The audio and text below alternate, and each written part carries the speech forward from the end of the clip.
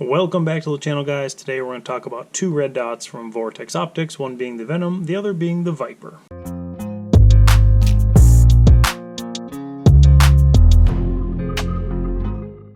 What you see in front of you is returning guests, if you will, my Ruger Mark IV and my FNX45 Tactical. The Ruger is topped off with a Venom 3 MOA. The FNX45 has the Viper 6 MOA. The reason I picked these two red dots for comparison is because they have the exact same MSRP. Both have $349.99 on the MSRP. The store price is the same at $249.99.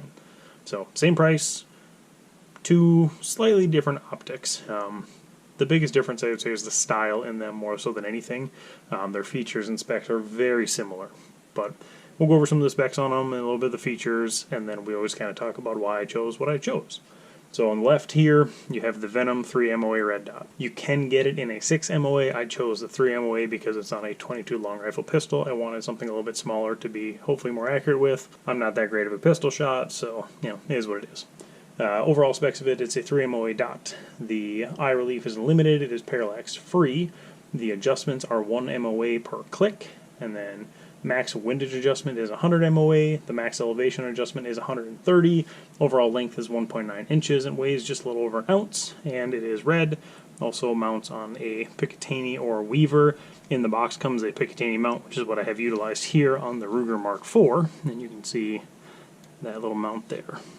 So overall there you have your brightness settings on the left hand side, up and down. If you hold the up for like 3 seconds, the red dot will blink 3 times, and that will set it into auto mode. If you hold it again, it will go into manual mode.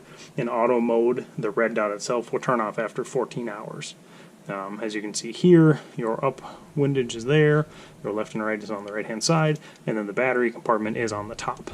So in the box, you will get the Weaver / Picatinny mount, a T15 torque wrench, rain cover, lens cover, which is over here. I have both of them, 2 lens covers, mounting screws, and then the CR1632 battery and a screwdriver. So that's what you get in the box on that one. So specs on the Viper here, as you can see, it is a little more protected than the Venom is. And it's not a bad thing that the Venom is that open, but for something like the FNX, I wanted the Viper to be a little better protected. Same thing as before, the brightness settings are on the left-hand side. You have an up windage, your left and right windage, and then in this case it mounts directly to my slide through a plate right there, and then the battery is underneath it. And the only difference here, and I will show you with the manual, so on the back of the Viper, there's these little, see if you can see that, I'm looking through a GoPro while I'm trying to do this, sorry. So there's lock screws on the back of the red dot itself, which, as you can notice, might be a bit of a pain with your iron sights back there. So it is slightly different there, just to get it windage locked in and red dot all sighted in using those, but not bad. Overall specs on it, like I said, this is a 6 MOA dot. Same thing as before, unlimited eye relief, parallax free. The adjustments are 1 MOA. The windage and elevation are both 120 MOA, so that's a little bit different than the Venom. It's 1.8 inches long, a little bit shorter there, and weighs 1.3 ounces, and is a 6 MOA dot like we talked about. Overall, I like both red dots quite a bit. I haven't exactly abused them, I haven't been super cautious with them, but on the Venom here, you can see it's mounted to the rail on top of my Ruger Mark IV, so I can't do, I can't rack off that like I can on the Viper, where I could use my hand or a 2x4, something like that to rack it. I have options there. Like I said, I haven't gone through and thoroughly abused them or tried to abuse them by any means, but they've been acting just fine. Now in the box, like I said, with this one you get the mount that we're using here. You also get a similar mount with the Viper, and I'm not utilizing that because I have the plates that the FNX45 came with, so no big deal there, but you can mount it on a Picatinny or a Weaver. So if you've got an AR-15 or you've got a rifle, something with that rail on top, you could mount it there as well. The battery on the Viper is on the bottom of it, so it gets sandwiched between the plate and the red dot itself, whereas on the Venom, like we showed, the battery tray is in the top there. They have very similar features from Vortex. They both have an Armor Tech coating on them, which is ultra hard, scratch resistant coating, protects the exterior lenses from scratches, oil, and dirt. They're fully multi-coated on the lenses, and the rugged construction withstands recoil and impact. Now I have shot both these guns a fair amount with the red dots on top, and the glass is always cleaned up just fine. I've seen no issues there myself. Vortex is a lifetime warranty as well, so if you have an issue with it, no big deal. They'll take care of you there. Now I picked the Venom because for a 22 long rifle pistol, I wanted the smaller MOA dot, which in this case is the 3 MOA, and then I just kind of like the overall openness of that red dot on the 22 long rifle. And you can see the dot there. So not a bad little red dot. It can be fairly bright. It works just fine in the daylight. And then I picked the Viper for the FNX because it's, you know, the big duty combat pistol, whatever. I wanted it to be a little more protected, which is why I like the extra structure that the Viper has.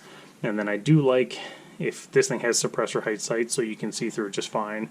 But it's a fairly slim design with regular height sights. I think you could still use them. And then you can see the red dot there. So they both work very well. I have no complaints on either one. At the moment, they've both been great. Now, I did just pick up a Glock 17 that I'm going to put a red dot on. I'm thinking a Holosun SCS, possibly a Trijicon RMR. So if you've got, you know, if you have experience with RMRs or that new Holosun SCS, drop that in the comments. Let me know what you think of them, or if you have any other recommendations. Overall, I like both of these red dots quite a bit. I prefer the Viper a little bit more, just because I like how well protected it is. I like the overall structure of it, but like I said, I haven't had an issue with either one so far. So good to go on both sides there. Just a little more personal preference for something bigger than a 22. I like this Viper quite a bit. I do like the auto-off feature on the Venom that the Viper does not have, but I always manually turn them off on my own, so no big deal there. I guess I always think about it ahead of time. Yeah, other than that, they're both really solid. For $250, it's hard to beat them. That's kind of your good, you know, entry level. I know I've seen some Holosuns and some stuff like that on sale from PSA lately, but I still like my Vortex quite a bit. Beyond that, channel's growing. We're approaching 500 subscribers. I'm pretty excited about that. Looking forward to the next 500 after that as well. So, yeah, like I said, if you have any experience with red dots, Trijicons, Holosuns, more Vortex, whatever you got, drop it in the comments below. Let's talk about it. Beyond that, thank you so much for watching. Like, share, subscribe. We'll see you on the next one. Thank you.